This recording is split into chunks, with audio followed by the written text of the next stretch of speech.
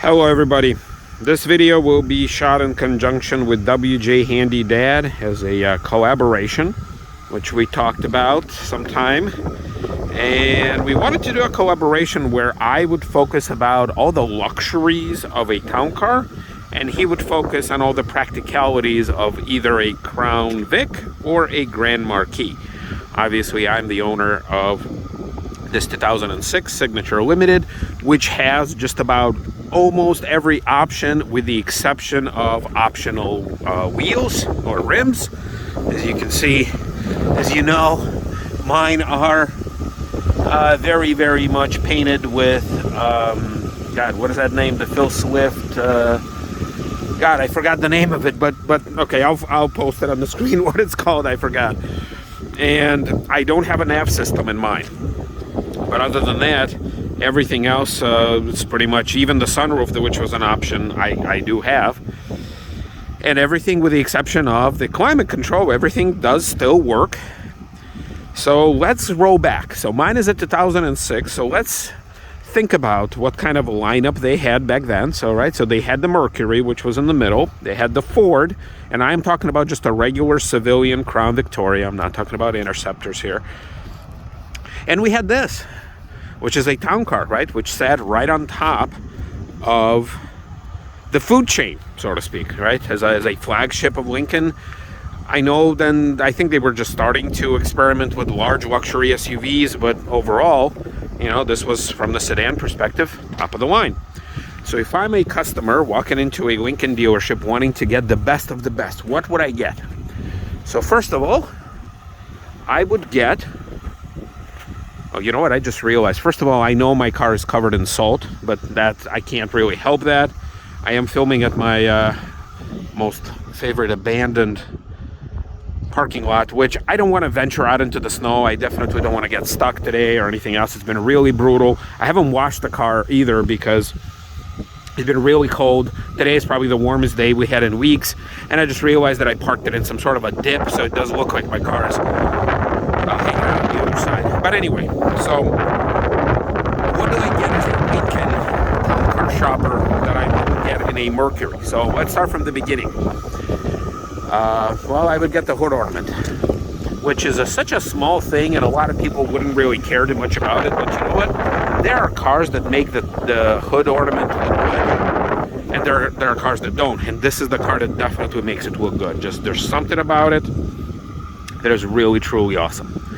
I would also get this waterfall grill, but at the same time, I know the Mercury brand had it. So I know they were advertised as waterfall. I don't know what's the big deal, but I would get it. And let's see, look at this. There we go. Now, the interesting thing, obviously you guys know about these things, that the way that the hood kind of forms into the grill and it's all one solid piece. And a unique feature there would be this handle, which I know is an interesting little design, which very few cars have, where this thing would shoot out.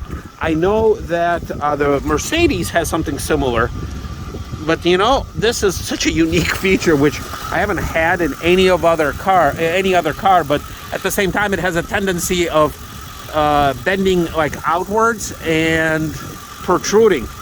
So I guess you got to take the good with the bad. Now the engine, you would get pretty much the same thing. Right, 4.6 to 139 horsepower, right, except for the Marauder, right, but we're not counting that. Yeah, so the engine would be the same thing, but this is what I would get. Now, if people care about all this stuff, then obviously you would know to get a town car. If you don't, you can definitely be served pretty much the same way in a Ford Crown Vic or in a Mercury if you want to kind of be in the middle, right? And then, you know, stuff like unique rims. Oh, Flex Seal. Duh, I just remembered. Flex Seal.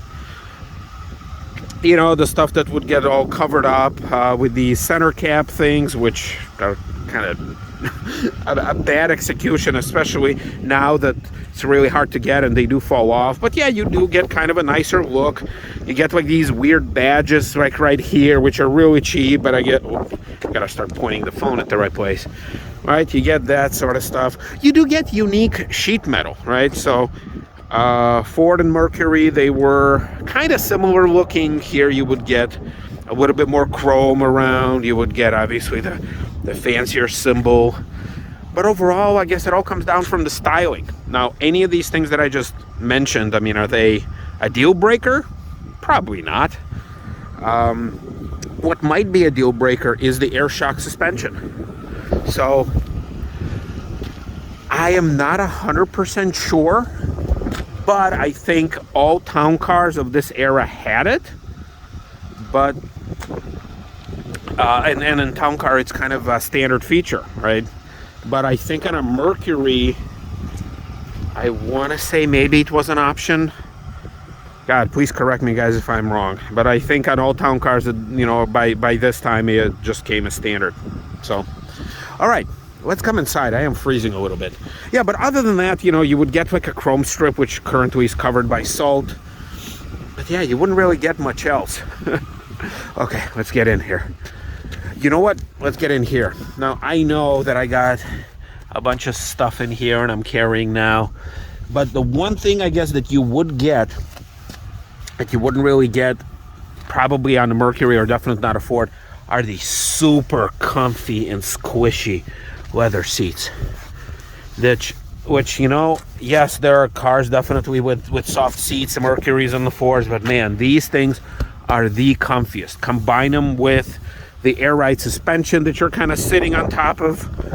That would definitely be something for folks to consider if buying the top of the line. Yeah, just even, you know, for 2006, this back seat with the little stitching back here, you know, it's really something. This would be something that I would consider, just like this. You do get the air vents here for the back, which I don't think neither Mercury nor Ford had at the time. All right, let's go in here. Now, same thing goes here for the front. These are super soft, super comfy. Now, I stuffed mine, so it's a little, if you can kind of see, it's a little crooked, but still, these are super comfy. And I think these would be the top of the line seats. Now, in return, I know maybe this is something that Handy Dad will talk about. You know, this leather, this little wear area would suffer a lot faster from wear and tear than if you would have had just the cloth seats, which you could get in the Mercury and obviously the Ford. All right, let's get in here. Whew. All right, so here we are inside town car. So you would get more wood, right? So for me, I love wood. I don't care if it's fake. I don't care if it doesn't come from exotic trees that only grow, you know, once every 200 years in Africa. I'm perfectly fine with this plasticky, cheap feeling, you know, bendable plastic wood. And you do get the most of it out of the three cars. Now, in a Ford, in a civilian Ford, you would get a tiny little slit along the middle. In a Mercury, the little tiny slit would be wider going in the middle. Here, you would get wood galore. So you get wood there, and the switches there. In the back, the same thing would carry through. So yeah, you would get stuff like this. You would get these, you know, these satin nickel finishes, which you wouldn't get anywhere else. I think this handle is a bit unique, but you know what? In return, with age, you get a little sharp spot. So I know about it. I already caught myself a few times, so I kind of pull it from a different angle. But you do get these. You do get these, you know, loved or hated pull straps, which, or door pulls, whatever you want to call it. You know what? I love them. I really do. But man, what a disaster in design. You know, yes, they're nice. Yes, they're fancy. But at the same time, the other two, you know, Fords and Mercuries, they didn't have them by this time. But I think it's almost better because the way that they're executed with the metal that's clipped onto the plastic, that always shatters. And then the screws that go in there, that always, you know, get loose and you have to retighten them. I think there should have been a better way, but you do get them, right? I mean, if you're the customer that shows up at new dealership back then, yeah, you'd be like, oh, wow, you know, such classy thing. Like, you know, you do get heated seats, in this case, in a Signature Limited. Now, you could get heated seats in a Mercury. I'm not aware if you could get heated seats in a Crown Vic. I don't think so. At least I can't remember any model that would. And on a Mercury, it would always be whatever, like their top line trim, like LS with some optional package. I don't think you would get memory in a Mercury, so here you would, definitely not on a Ford. You know, you did get unique switches, but then later on they did transition to a more like standard things. But here into, you know, 6 you would get these, which I do kind of like better than what came after. Now here's the funny part. Storage in this case. You do get more of this little pocket here. You know, same thing goes there. You do get this console, which was unique. Here, let me zoom out a little. There you go.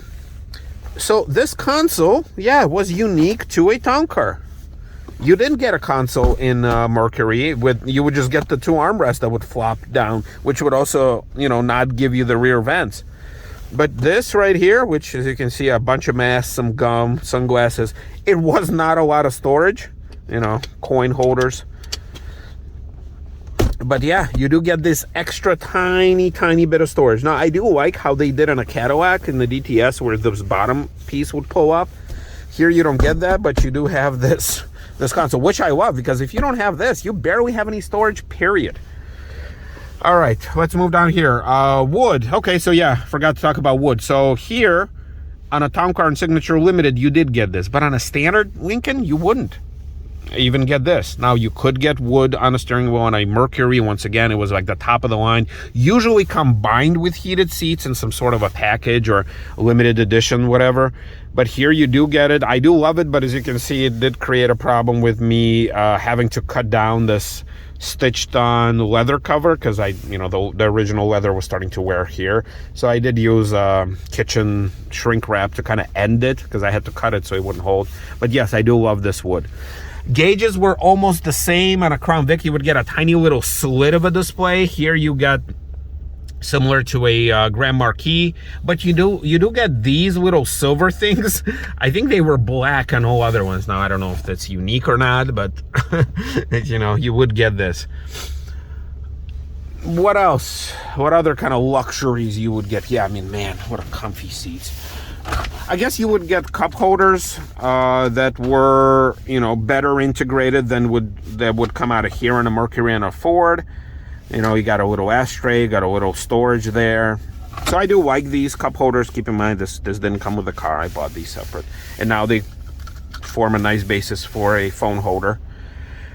Oh, the clock. So here's the clock. Now, obviously, there were a lot of cars with clocks. But this type of a cluster of a clock, you know, the analog, this was unique to a town car.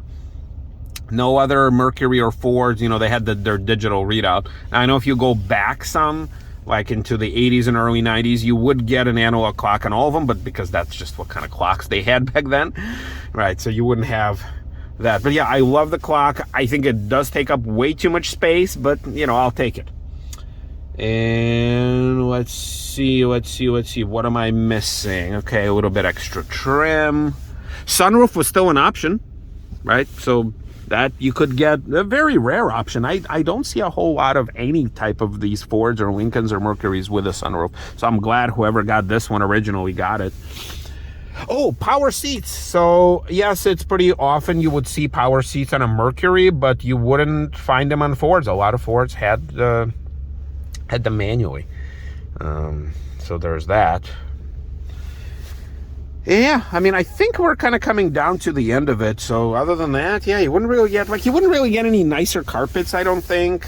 I know on a Ford Crown Vic, you can get like a Sport, like LX, whatever Sport, where you would get a shifter here and you would get a tiny console, but those were rare too. So here you would just get a standard column shift, 6-passenger standard, which most people would love.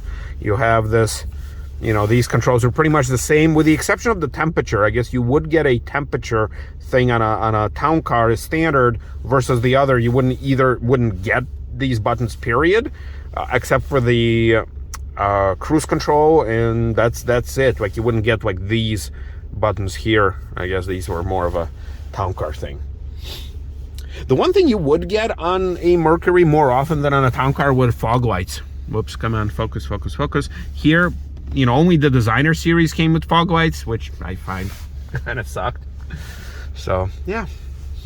All right, folks. Well, this is it. So if you were looking for a luxury, here, auto dimming mirror was also, I think, more of a standard thing back then.